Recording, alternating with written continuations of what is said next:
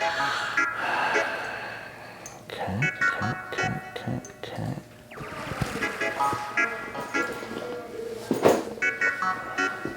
Are you ready? Since you got here. Oh, Jesus. This is going to be our 10-minute video. I can feel it. I can sense it. And I'm flying low. Flying low. Okay. So, August. Update. The monthly market update is back. Is your real name Albert? No. No, it's just AL. Well, I haven't seen your license. Andre. Yeah, but it's like all stage name bullshit. Everyone's got a goddamn stage name these days. Okay, the market update. I'm going to send you some charts, Al. Listings and sales. I swore I'd never do another one of these, but due to a bold number of requests, the request of one, we're gonna do another one. So the market is interesting. If you're a buyer, it's still a pain in the ass. And if you're a seller, you still have the leverage. So when we look at these numbers here, charts are gonna go up. We're gonna start with listings chart. And as you can see here, we've got, again, we obviously bottomed in December, which you will mutually see on the sales chart. But the listings chart, we pop up activity-wise. We've got a peak in May, and then we're dropping. So that's peak in condos, peak in detached housing, and townhouses, which no one seems to care at all about anymore, is a very minimal incline to a flat in this last month. So since May, we've been going down listings wise. So again, the whole story, the whole narrative we've all seen is not that rates are through the roof and no one's doing anything because of that, which we all thought would be the case. People are still taking the money, they're just locking in for shorter terms, as we've discussed, and the lack of inventory, specific caveat to the lack of quality inventory, has turned into the issue. So peak inventory so far has been May. We'll see what happens. As we all know what's going on with the rates. September, next month, I think the end of next month is the next BOC meeting. Who thinks they're gonna raise? Who thinks they're gonna hold? You shouldn't think they're gonna drop because you've got at least a year from any last raise, I believe, until they even start to mention that, but we'll see. So what happens next month? I don't know. I don't think it matters anymore. Rates are just high. People are now comfortable locking into shorter terms because of the rates. And then when they get to the market, after they've decided, yes, we're still gonna go ahead, they're faced with the real problem, which is there's a whole bunch of crap out there, not even that much crap. And then the good stuff is the thin layer on top, which is heavily attacked, generating multiple offers, as we've been seeing. So that's the listing side. The sales chart, right here, Al. You can see another spike. Obviously the most emphasized in the condos, which is the red. Oh, the sales chart doesn't have the names. That's convenient. Blue is housing, detached. Red line is condos, and the gray line slugging along at the bottom there is townhomes. So the most emphasis you can see here, obviously, and the other trend lines follows, is the red line, which is condos, and inventory has been coming down in all regards. Sales-wise, sorry, not inventory, sales-wise has been coming down. So again, as the inventory drops and that thin layer of quality inventory diminishes, as do the actual transactions. I haven't felt this is a market yet, at least anyone that I've dealt with, that people are just, it's crazy, crazy, crazy, and they're buying garbage real estate just to get in, which you see in the more well-rounded markets of the past when money was still cheap and there was that frustration of, oh my God, fear of missing out. No mo FOMO, dog. No mo FOMO. No mo FOMO. Oh my God, everything's going multiples. Let's just get in. Those markets, we saw a lot of people buying garbage. This market, not so much. There's a lot of patience on the buying side to what comes out. Or maybe that's just my smart buyers in the market, Al. You never know. I mean, we attract who we attract. But there's not a lot of consideration towards, this is kind of a C or D grade building, but I should get in. I'm not seeing any of that. So that's a good thing. That should be like that at all times. But what this market has done is really kind of narrowed. The people that are out buying right now really want to buy and get in. They're tightening down their amortizations, or sorry, their terms for their mortgages, and they're getting in and they're fighting for the good stuff at the top of the pile, which they're having to pay, I don't want to say top dollar, but full dollar for. So a lot of the stuff we've either gone into multiples as of late, or we've offered under, not being in multiples, and the sellers just said, no, we want our number, or we're happy to walk, we're not countering. So do we call that seller's arrogance? Is it arrogant if they can get it? Who knows, who cares? But that's the climate of the market now. Those are the charts. So where does it go from here? I think we've talked about in the past as well, a lot of people are locked into their homes in the sense of if they want to get out and borrow new money to buy up, which is the main driver of moving most times out of 10, that new money is very expensive. You're stress testing it at 8 or close to, and unless you have to do something, why would you do that? If you think, again, we're going to start seeing softening in the rates in the next 12 to 24 months, let's just hang on.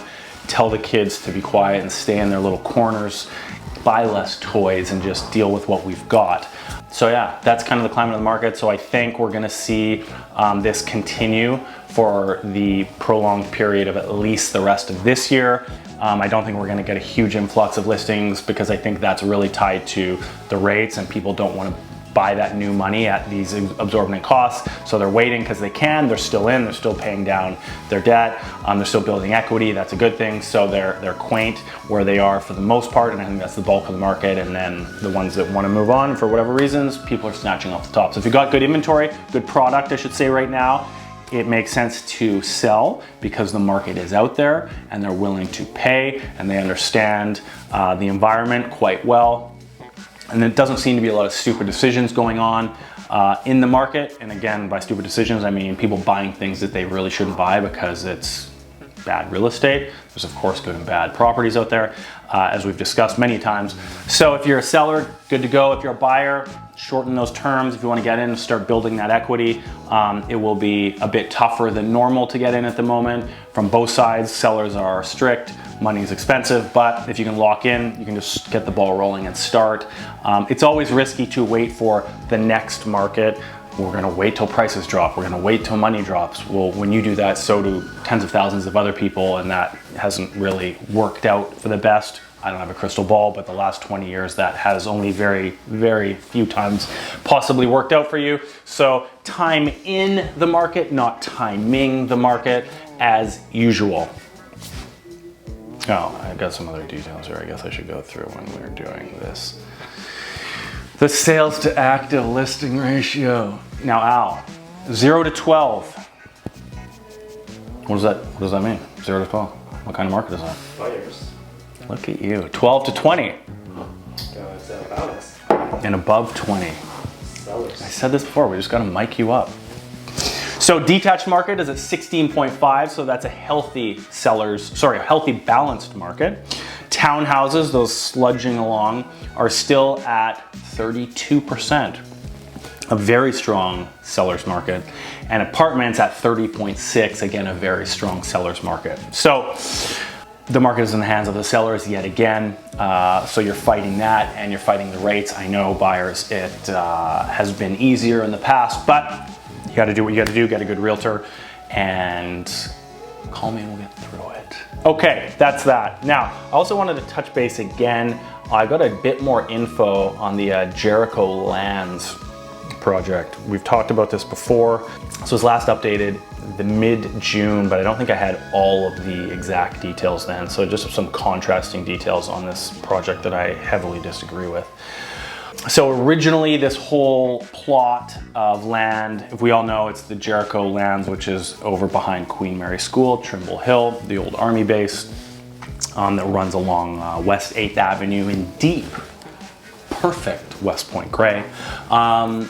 They were originally going to do 9,000 homes. They've upped it to 13,000 homes from 9. So we've got a potential density of 24,000 new people joining the very once exclusive, once this passes, not so exclusive anymore, Point Grey neighborhood, which is very sad to see.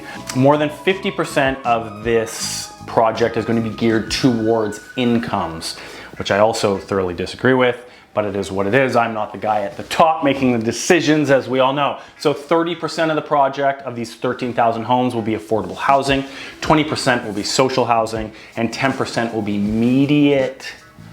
moderate income rentals. So all manipulated costs, pulling away from that once beloved free market that we kind of had, yet again socializing housing in this beautiful neck of the woods, which is going to be ruined in my opinion. But anyway, so more than 20 buildings will be exceeding 20 stories, and 3 towers will be up to 49 stories, which is ridiculous. But anyway, there's a Jericho coalition, don't hold your breath for too long, that are fighting this tooth and neck. Tooth and neck, is that the saying? No. Tooth and nail, tooth and neck, I don't know. They're fighting it, and they're putting a new proposition forward, nothing over 4 stories, which is obviously not gonna get passed, but they're fighting, so they're fighting that good fight. And yeah. So that's what the density is going to look like, a bit crazy. Some other aspects of the space, cultural spaces and facilities will be there. 360 daycare spaces, which obviously we know is needed, generally speaking, in the city, are proposed. Community center, public elementary school.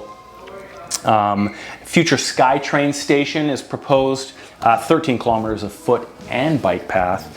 We've got 20 acres of park space and 10 acres of open space. I don't really know what that means, if that's green or concrete open. And there's currently 4 acres of forest there, 75% of which will be retained. That is what we're at right now with the Jericho Lands proposal.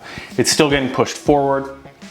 I, of course, believe that the neighbors of said lands, the community at large that is within the geographical realm of Point Grey, should be the ones consulted and should be the 75% voting body to make these decisions, because they're the ones with their dollars that has created this amazing neighborhood. But that's not how it works either. But if I was in charge, that's how it would work. Talk to and consult with your neighbors, and if they don't like it, it's scrapped. NIMBYs, they call them out. Not in my backyard. You gotta love them. They're fighting that good fight. So I'm with them, not with the density this time. And that's it. We're gonna end on a high note of reality. It's not deserved. It's not welcome there. Put it in away from there. That's it. How long? 14, maybe 15. So we're 40% over. Getting good. Okay, we're getting there. Good, good.